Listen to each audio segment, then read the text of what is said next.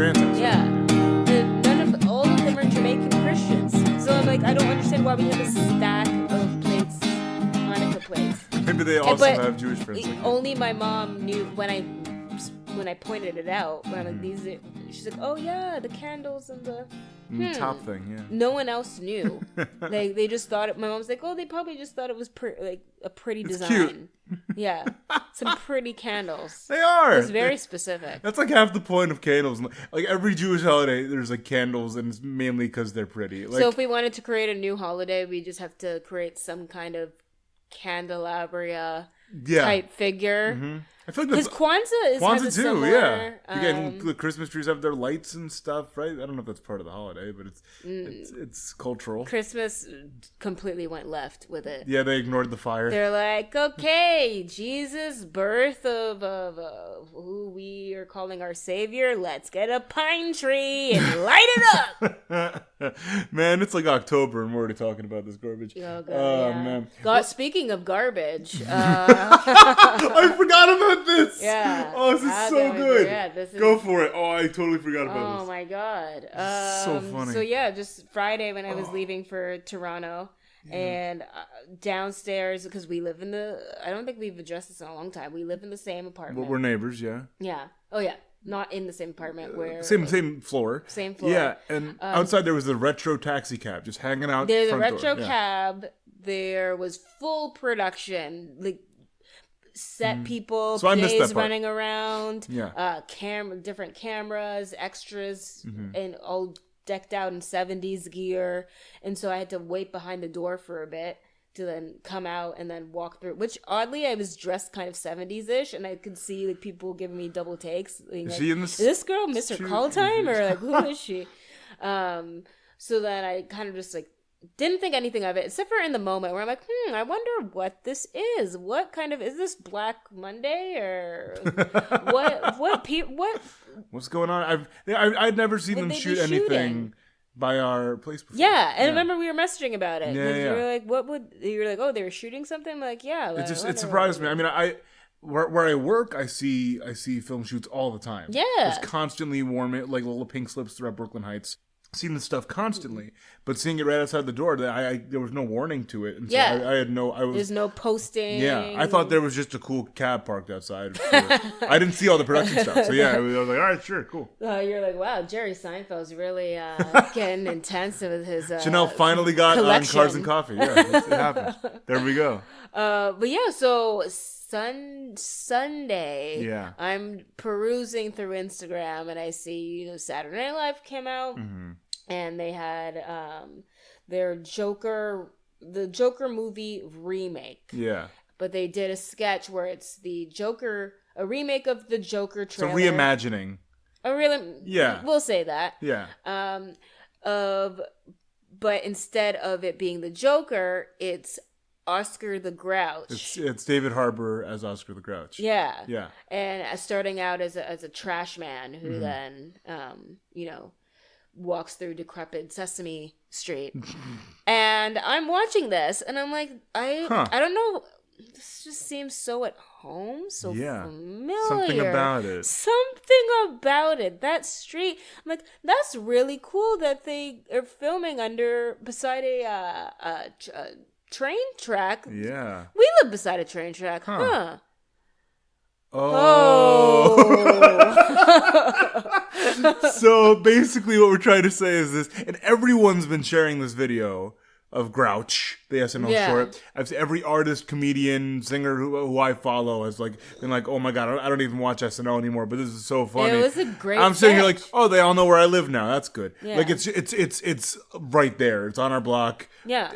But it's not even like it, because at first I'm like, oh yeah, that's our street, but I'm like, that is our place. They straight up, it's bizarre. Because whenever, I'm not sure if I'm a very guilty of taking a lot of Ubers spending a lot on that. Every time I ask them to drop me off, I say drop me off under the sign, the blank sign. Yeah. And you see the sun. You see it's like in the first shot. Yeah. There's 2 different shots where like, oh my god, but it's littered the thumbnail. with trash. It is. But even like the thumbnail of the video, I'm like, oh yeah, that's the 99-cent store. I know that one. It's right there. Yeah, no, your joke on Instagram was they didn't even have to like add like set pieces to this or props.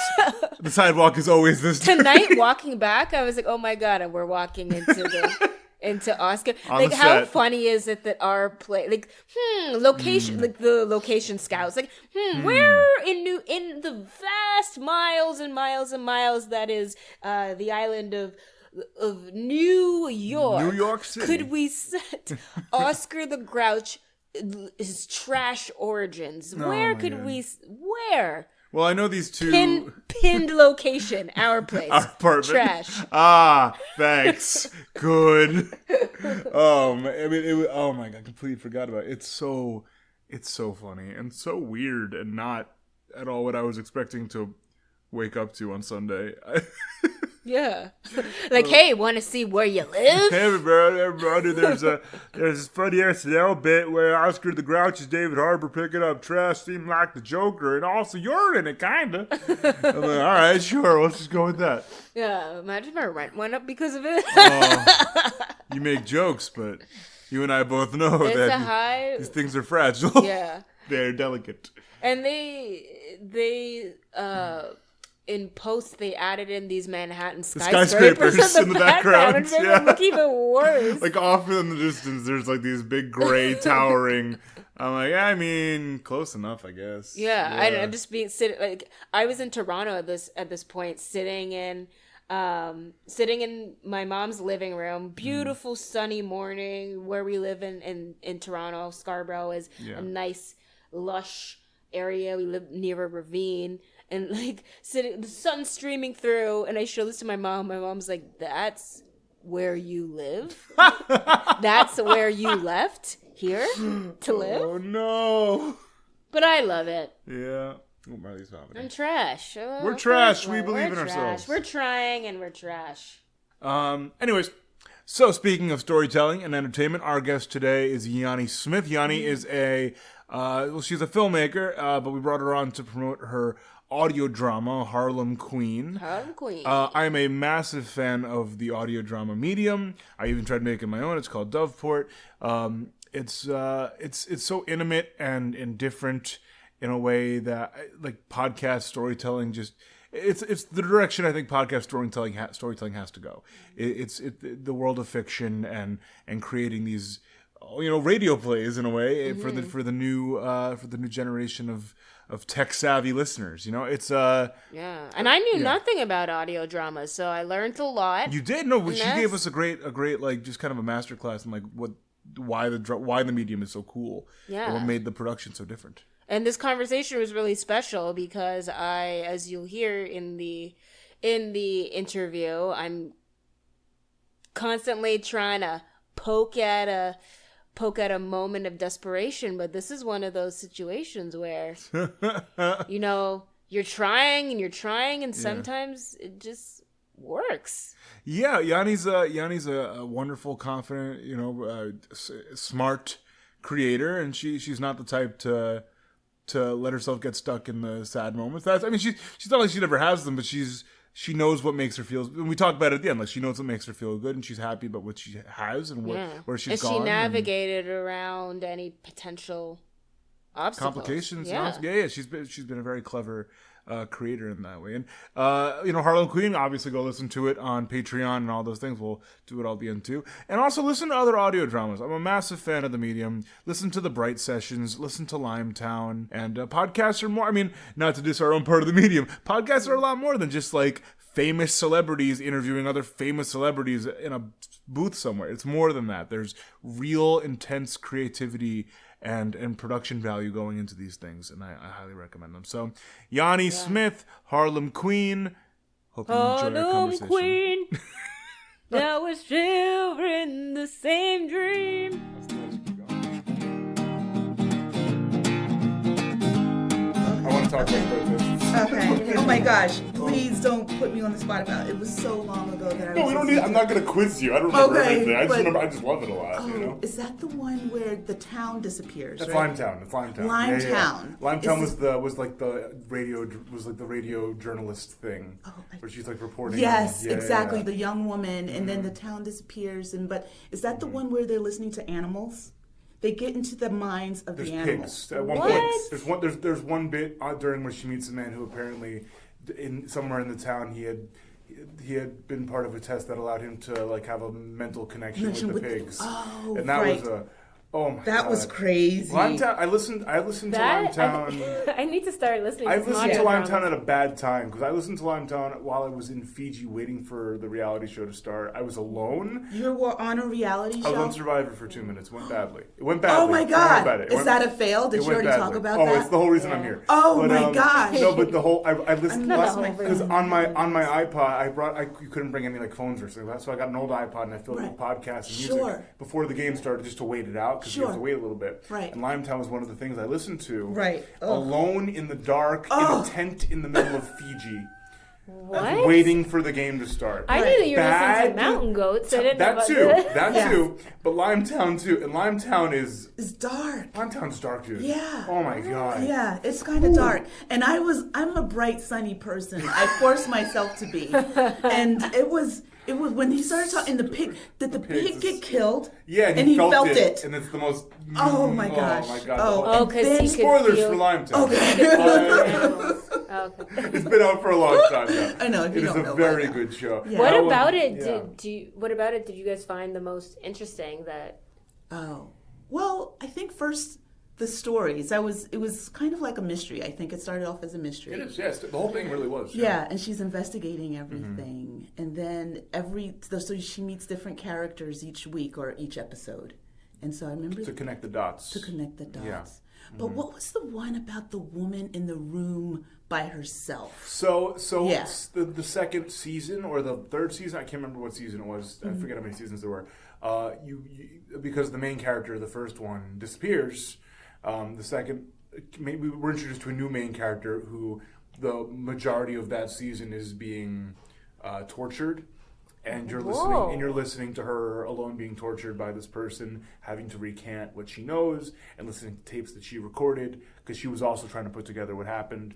And it's this. Wait a second. Is this the woman that she meets downstairs at the end of season 1? The wine cellar type of place? But that person is part of the whole conspiracy clearly because she's abducted from that, and we don't know where she goes.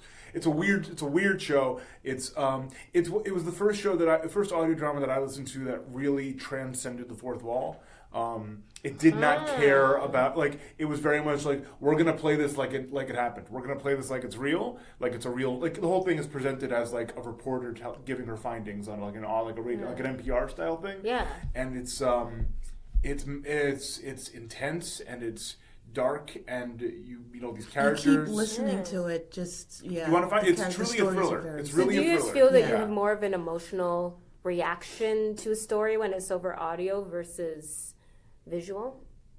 I think for me at least it's an ability to audio allows you to transcend certain limitations of visual. Yeah. Your imagination is playing a part, and also like when you have all the stimulus, when you have audio and visual and all these different things you're watching, like it's easier to find faults. It's easier to be like you get distracted by every little thing, time out of some set prop or something. Yeah, some background actor. That car is not from 1940. Right, sure. Exactly. I live in New York City. That's a sweet green, not a diner. Like, right, yes, kind of exactly. Thing, you know? Central Park is not close to like Riverside or church or something. I don't know. Well, exactly. In an audio piece, when it's fully audio, like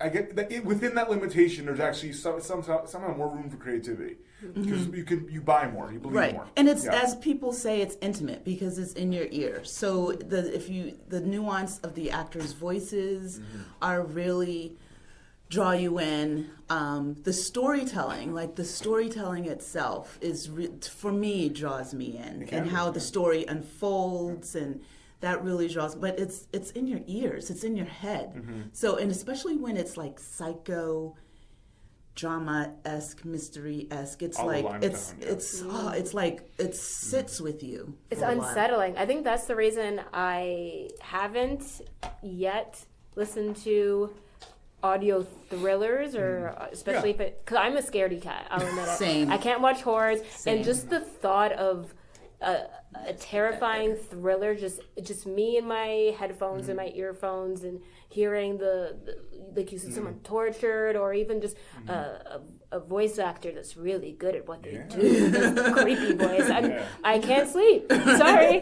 For me, I recommend Alice Isn't Dead to new. I started listening to that. That's my recommendation. I just started listening to it because the whole thing is one actor. The whole thing is one person, and it's it's her kind of recanting what's happening as it's happening. Right. She's a truck driver. Yeah. And so she does all the voices, and you can tell it's her. Does she? Yeah, she does all. And don't get me wrong, like you can tell it's her. It's her mimicking. Jacob's blowing your mind right now. I know, but it's so impressive. Like in the first episode, I don't know how far. I'm like episode 2. Okay, so in the first episode, there's this isn't really a big spoiler. She sees something happen that's kind of supernatural. She's a little gruesome. She sees this kind of pseudo person, this large, fumbling, monstrous man thing, literally just eat a person behind like at a gas station or something, and she replicates its voice in the way that she takes it. So it's not some other dude coming in and going, "Oh, gosh, I'm the monster." Exactly, it's her it's her giving that, and it's just it's a stupendous performance. The whole series is basically 3 seasons of one really really good actress, and it's that's it's quite the demo reel. Oh my god! And she's no, I mean she was on Fringe. She's been around. She's a notable actor, so it really it shows. And this all. When did you fall into this? When did you get compelled to make your own? So I started I started listening to Alba Salix. That's one that. And Alba Salix. Yes. There was one about the tavern, and there's another one about the tavern that's produced by the same people who make Alba Salix. Anyway. Yeah. So I got interested in them, and they have the different characters. They have the sound effects. They have, like, you could hear the birds chirping when they're outside. You could hear like the people murmuring in the background when it's when they're in the tavern. And I just really got into. I'm a filmmaker, so BC, before I had children, I was actively producing my own films. And so now that I have children, and I have a child in college, I can't afford to do that anymore independently. So this is something that's affordable, creating an audio drama. It's a lot cheaper. I don't have to get sets. I don't have to get makeup. I don't have to get props. I just have to get some good actors with some good voices. Lights alone cost a lot. Lighting. Yes, exactly. And it takes all day. Yeah. It takes a long time. Yeah, I background acted for 2 scenes of a TV show, and it took us 13 hours to shoot it. Like, walking back and forth on the same boardwalk, right. It's really, it's a lot. I didn't want to do that. I mean, I love making films and production, but at this point, I just wanted to get something made. Yeah. So audio drama was cheaper for me. And so I just thought, all I have to do is write something and get some good actors and get a great sound designer, because I really wanted it to sound like, so my story takes place during the Harlem Renaissance. So I really wanted you to get the elegance and sophistication of the Harlem Renaissance, like the music and the heels on the marble floors, you know what I'm saying? And the clinking glasses of bootleg gin. And, it's, they're going out to dinner, so I wanted you to hear the fork on the plates, things like that. The motor cars, the guns. I wanted you to hear all of that. Anyway, it all adds up. It really really does. You have to, I feel like, if you don't have a good soundscape, I feel it's very important. That's one thing I didn't want to skimp money on, is like a good sound designer and getting the right sounds, and not 1940s jazz, but 1920s jazz, which there's a big difference. There's a big difference between, which I didn't know, Duke Ellington in 1940 and Duke Ellington Ellington in I 1925. never even thought of that. Yeah. Mm-hmm. That's some cool Getting that stuff. nice grainy sound of records, like, oh my gosh, that's, and then like Josephine Baker, I have some old Josephine Baker music in there, and you got to get that grain of the record. Yeah, and the walk on carpets, everything. Because a period piece alone, anything that you're producing where the story takes place back in the day is difficult. Yeah, and I couldn't shoot a period piece. I mean, this story is basically Downton Abbey meets Boardwalk Empire. Ooh. Because Downton Abbey takes place in 1919 and Boardwalk Empire, I think, starts in 1919, like the night before Prohibition starts. Yes.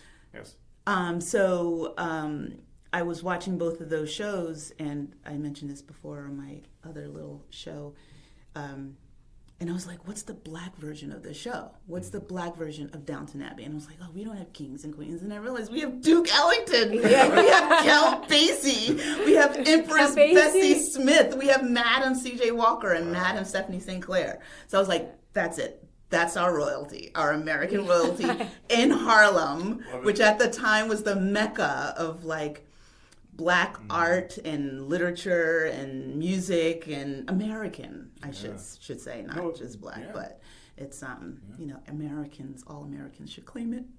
And so wow, that's everything in a nutshell. That's incredible. I need to listen. Obviously, Duke Ellington is the best as a music nerd, but so.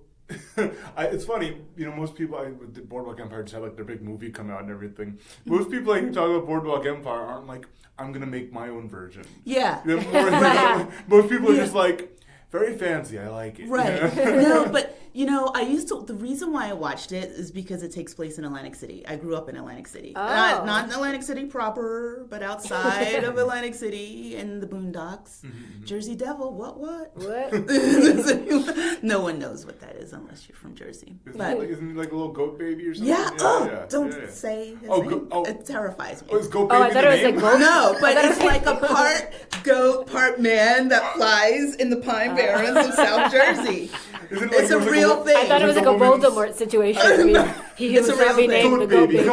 Goat baby. I thought it was like, the woman's like 13th child or something, exactly. Right? She cursed it. Exactly. Like grew legs and ran Exactly. It's silly when you think about it. No, it's very real. But anyway, so you're from Jersey. I'm from Jersey, so that's why I was watching Boardwalk Empire. There you go. All right. Yeah. And so the opening scene, I was so satisfied because they had a sign of Hamilton, and that's where I was born. Oh, that's cool. Yeah, and I was like, yes, I'm going to see myself in this story, and I did not, which is okay. Representation, a little early. Yeah, a little bit. Missed you by a couple years. Right. So then I was like, all right, so what's the black version of this? Wow. And so there we have it. That's awesome. So tell me about the inspiration for some of the characters in the show. Where did you? How did you create their personas? How did you get the actors? Did you give them the direction they needed to? So the story is actually based on a real person. Harlem Queen is based on Madam Stephanie St. Clair, who was a real person in Harlem. Oh, you already know all of this. Yes. Yeah. Okay. So now, as far as what's the next question? Just like how did you develop the personalities within the world of your drama? Oh, yes. I'm sorry. You're good. No, you're good. So a lot of the characters are real people. Yeah. That helps a lot. Yeah. And a lot of the characters are real people that I was able to find in clippings of old Amsterdam newspapers from like the mid-1920s. So a lot of the dialogue, like there's a narrator in the story portrayed by Dennis Green, and he does a great job, and he is... there was an actual black man who had his own radio show at that time. So the things that he's reading are actually clippings from the newspaper, because at the time that was the radio. You would read the newspaper. That was the news.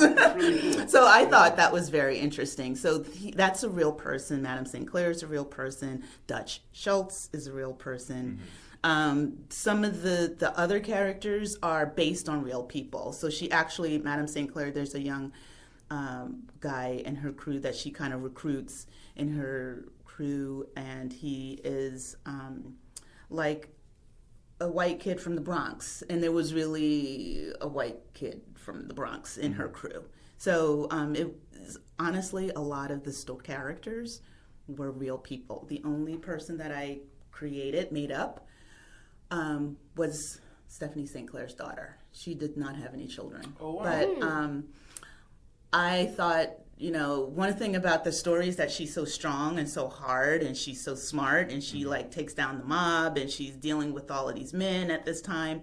I wanted her to have a little softness, quote unquote softness. And I thought that a little bit of that softness would be her being a mother, because I'm a mother. So of course relatability there. Very relatable. Yeah. So that was my way in. Like how I got into Boardwalk Empires, they're from Jersey. How I got into Downton Abbey, I have no idea, but I found I found my own version. That's awesome. So yeah, having that contrast between taking down the mob and being a mother. Like, hey, what do you need, baby? I don't know. Is that what mom's saying? Pretty much. That's what my mom says.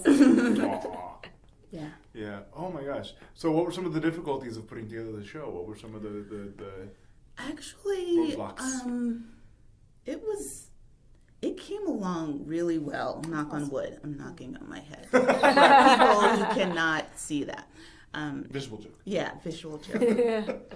So it came along pretty well because the place where we recorded the Buddy Project they were great.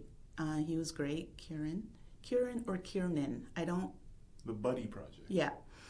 I always get his name confused. But it's the Buddy Project in Queens, and he was very professional.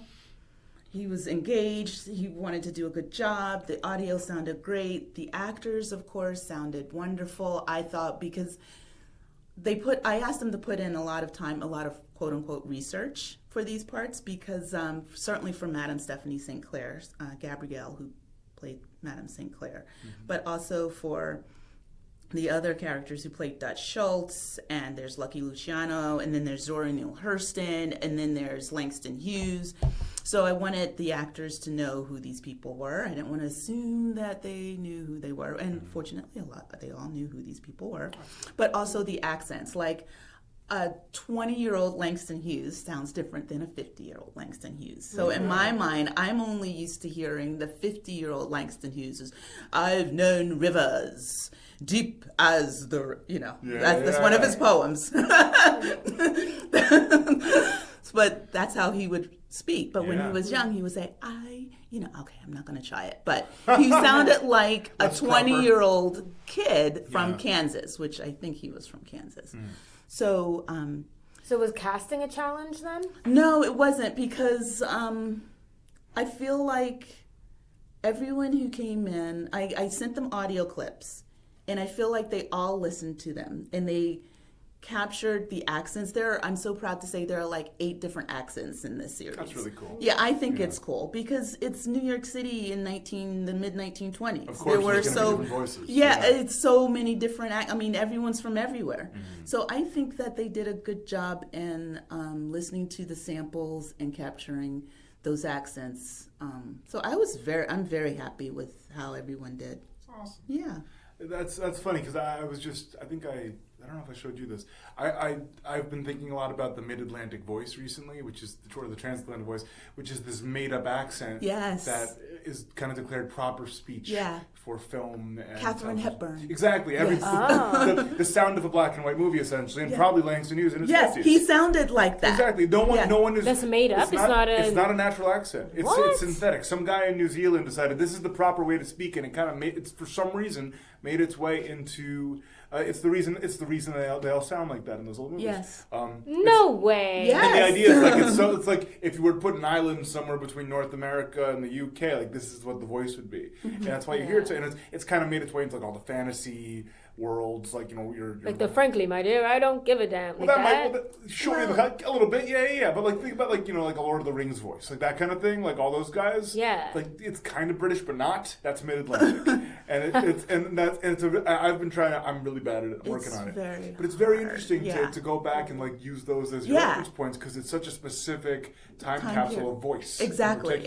And one of the actresses, Emerald, did do that. I asked her to do basically a Katharine Hepburn accent because a young white woman in those days probably would have spoken like that. Talk and it was like, don't pronounce your R's. Oh, darling. Oh, you really are a dob. You know, oh, let's go to dinner. You know, champagne. You know, it's all those vowel sounds, and the soft R's, and it's all very, very soft. Yes. It kind of slacks out a little bit. It's a little weird. It's very interesting. Yeah, it's awesome. So where did you find your actors? So a couple of them, I'm in a writer's group. Perfect. So, which is great for a writer to be in a writer's group. I highly recommend it. It's the best thing. And so some of the actors are in my writer's group. I put up a listing in Backstage for some actors. And then it was like for Stephanie St. Clair, I asked a friend who's a director who thought he might, if he knew of anyone, because I wanted to. Stephanie St. Clair was born in Guadeloupe, so she had a French Caribbean accent, and so and also she has to talk 1920s slang. Stuff. Yeah. So I wanted to have someone to work with that would be willing to, go back. And Gabrielle was great. We kept going back and forth with like sound clips and everything. And I really believe she nailed it. And so that's how I found my actors. That's awesome. Yeah, it worked out really well. I don't feel like I failed on this one. You did it. Clearly you did it. I'm very happy with it. Yeah. So this was your first try at this? This was my first try because I just wanted to, like, my thing is proof of concept. I just wanted to hear it. I just wanted to see, I keep saying see, but I wanted to hear. Look at the WAV files, look at the sound clips. I wanted to hear how, if it would come together, like if the story made sense, if people would get the story, if people would understand what's going on without, writing for audio is you can't just say, you don't want to say, oh, the door is open over there. Jhanelle or Jhanelle?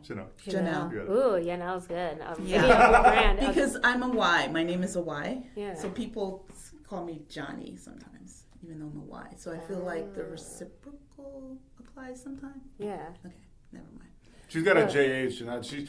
We talked about it in the show at one point. But you've been confused about your own name. Yeah, I was pronouncing it wrong for 29 years. Because apparently, according to her mom, it's Jhanelle. Jhanelle. Oh. And not Jhanelle, but Ja. It's a Ja sound. Yeah. Got it. But she says that when I was in school, I said that I didn't like it. And so she's like, okay. I don't remember that, but if you listen to any of the credits, any of the outros of the show, I always pronounce it Jhanelle as an ode to. Attention to detail. It's important to note these things. Yeah. But yeah. So I'm glad you got this right on your first try, because clearly it's made a little bit of a splash, and you're proud of it, and that's what matters. Yeah, thank you. And I'm here to tell the story. Good. Yeah. And that must have been a little hard for you, because trying to find a way to express your artistic interest. You made the joke yourself. After children, I'd imagine it's hard to find time for yourself. It is. I'm not gonna lie. I'm not gonna front. I'm not gonna be like super mom. I mean, I'm a super mom to my children. Yeah, of course. Of course, because I'm just awesome. And my children are awesome. Yeah. As a result of having an awesome mom. It was hard. It's just, I just really wanted to make something. And so it was difficult trying to figure out a way to make something to get my voice out there and my vision or sound or however you want to put it. So that was a challenge. And I self-funded it. I saved my money for a year. Wow. Because I wanted to. Whoa. Yeah. My daughter's an actress. My father-in-law is an actor. My husband is a performer. I wanted to pay my actors, so I didn't want to, ask for I any thought it was going to favor. go the opposite direction. No. What? Oh, you were going to say, and then they all volunteered their services. Oh, no. No, I didn't want to. I didn't pay them much, but I wanted to respect their time and their effort and their energy. That's great. I appreciate that a lot. Yeah. That means a lot. It really does. And I hope my daughter's young, but she's going into acting. I would hope that someone would do that for her. No, it's true. I mean, I've been auditioning for about 2 years now, and you go on some websites, and there's some stuff that pays well. There's some stuff that pays fine, and there's some stuff that people are just like, it'll go on your reel, and I can't help but be a little, even as a new actor, even as someone who's only been doing this for a little while, I can't help but be a little bit offended sometimes that I'm expected to work for peanuts, even if I enjoy it. Like if someone can enjoy any job, they still want to be paid. Sure. Even if it's something, especially, and I'm sure they understood too as a self-funded project. I hope. Exactly. Not some big work in podcast studio. No, and I just wanted to respect them that way. Thanks for doing that. Yeah. On behalf of all actors everywhere, thank you for doing that. And you want it to sound like you put the effort in. Exactly. Yeah. And I knew that they had to listen to things. They had to do some work. Like they had to listen to audio clips, and I was like, no, it's not right. I didn't pay them a lot, but I wanted to pay them for their time. You did what you could. Oh, you're fine. I'm so sorry. Oh, you're fine. So how long did you record for? So it took us 2 6-hour days. Wow. And it's 4 episodes. That sounds about right. Yeah. Yeah. I thought it was going to be less, but it was more. Yes, it was more. It was a couple hours more. And again, Kieran, you're right. Kieran, at the Buddy Project was very understanding. And so, and it was done. And then editing was quick because I had Chris Manley edit, and then I edited the second set. And I just learned how to do it. And so how did you learn? Oh, everything nowadays is so... Internet? Yeah, well, Internet. And it's on the Mac, so they make it very, what's the word? Accessible. Accessible, but user-friendly. User-friendly is good, It's just, and then I could see, this means that, and the colors and the bars. What programs did you use?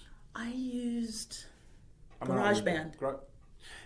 It's great, right? Yeah. It's funny because don't get me wrong, I can use Adobe Premiere, I can use Audacity, I can use more Audition, I can use more advanced programs, but GarageBand is free and it really ain't bad. It really for someone who doesn't necessarily have to do too much themselves, in the final edit especially, it's a perfectly good program. Right.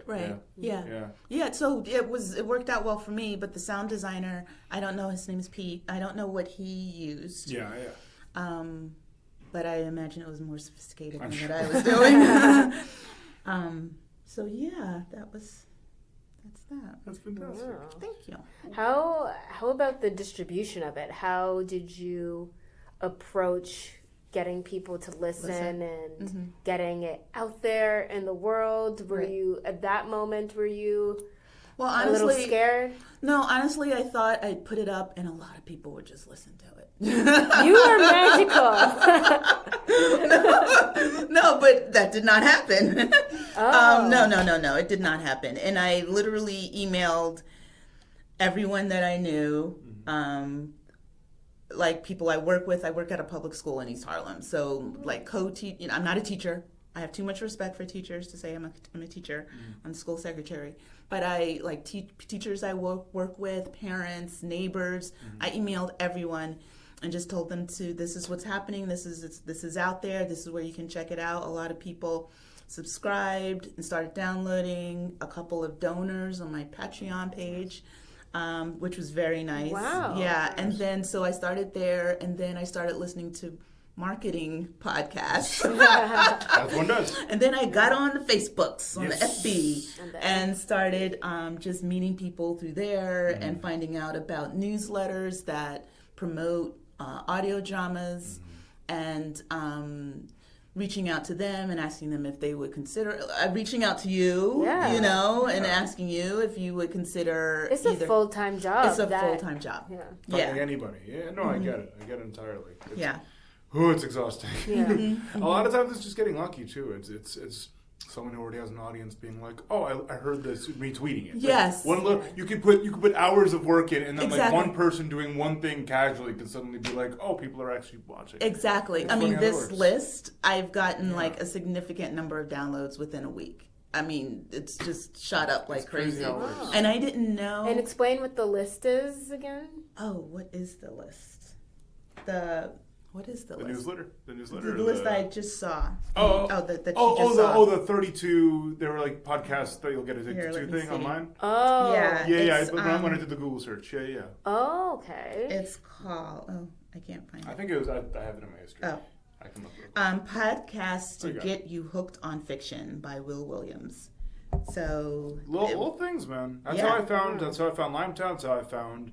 Exactly. That's how I found. Yeah. Wait, that's how you found it? So you were Googling top. I found hers. Yeah, just a minute ago. I found it was out there. Yeah. I did the same thing. Mm-hmm. It's funny how it goes. Wow. Yeah. And what's the one that was produced by? They turned it into a TV show. Homecoming. Gimlet Media. So I was listening to that, Mm-hmm. and I didn't know.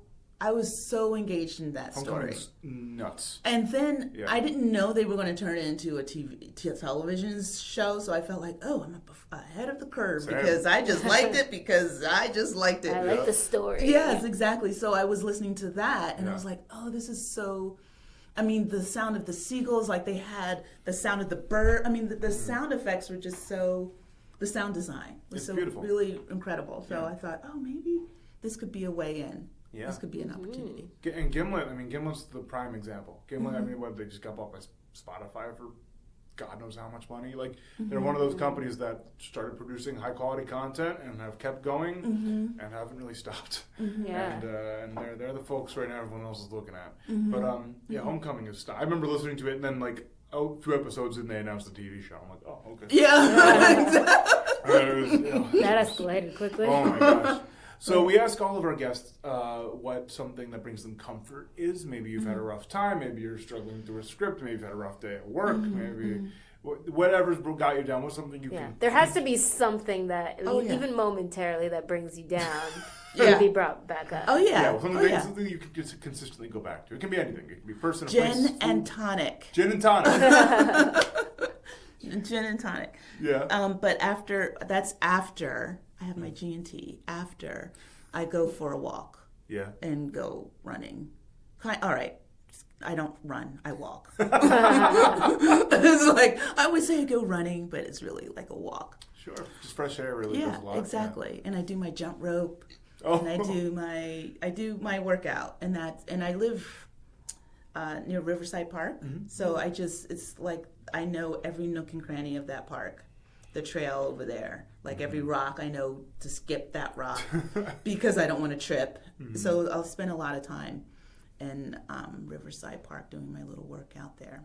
That's awesome. Yeah, it's really good. People have been getting really wholesome comfort things in the last couple episodes. Yeah. I feel like we first started out, it's like I like to go to parties. Or it's like I like to go to the restaurant and get the. I feel like the last couple have been like, oh, I like taking baths. Yeah. Taking the nice last walk. 2 answers have been baths. And what else did Jen say? Courtney said bath. Jen said bath and also something else. And now we have taking a walk and jump roping. The next person's going to be church. I don't believe the next person's going to be church. So I almost said that, but seriously, because my church is in the park. Like Riverside. It's right. Well, it's like right across from Riverside. That's awesome.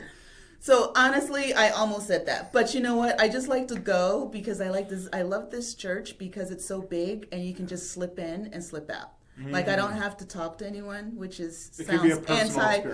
I don't even care. I just want to go someplace to sit down that's warm during the winter and that people will leave me alone. And that's where that happens at church. Sure. And they have free coffee. I go in there and get a little cup of coffee, and I sit in there and I do my drafting there in the back. And if the sermon is good from once in a while, I'll listen, but sometimes I don't. And it's nice. It's nice because you're around people, but you're not around people. You're not with anyone. So it's like a nice solitude. It's like a nice quiet time. That is nice. Yeah. It is nice. I feel like my synagogue is not always like that. I feel like I have to talk to somebody at all times. I don't like talking to. I don't want to shake hands with anyone. I don't want to talk to anyone. I just want to sit in the back, which is very defeats the purpose of going to a church. But I disagree. Oh, thank you. I think whatever places like that exist for you to use them in whatever positive way you see fit. That's the point. I mean, yes, the community aspect is very nice too, and it can be good, but like it's also nice to just have a place where you feel comfortable. If that's not the point of a religious institution, then you're doing it wrong. Preach. Preach. Jewish studies minor. Pastor Derwin. Rabbis have been trying to take me for years.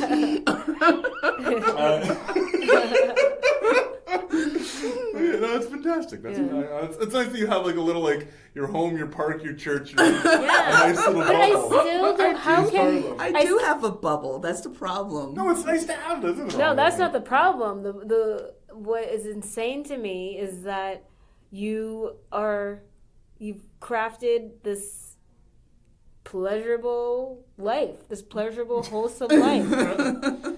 And you're still creating. There has to be something that I'm still digging. Okay. It has to be. Well, I've not to dwell on it. No. 3 minutes. Okay. I don't know. I've made a lot of mistakes. Like I've made a lot of social faux pas and, professional mistakes. And so now I'm just think things out more clearly, I guess. Yeah. I mean, when I was young, I was awkward. I was ignorant. This is pre-Google. I couldn't look up people before I went on a job interview. I mean, this is one of my notes. I had a personal assistant interview years ago, and I get there and it's Griffin Dunn. Do you know who Griffin Dunn is? No. Exactly. You don't know who he is. But I knew who he was, but I didn't know if I needed to talk to about... He's an actor. He's an actor and a director. He lives here in New York City. Anyway, long story short. But I didn't know how to talk to him. And so that whole thing about like, well, tell me about yourself and da-da-da, I didn't know. That's the stupidest question. The internet is like a big cheat code. It is. You can just find out what the person, they're into sports, they're an extrovert, and then manipulate's the wrong word, but you know what I mean? Yeah. Adjust I your think communication it's style. the right word.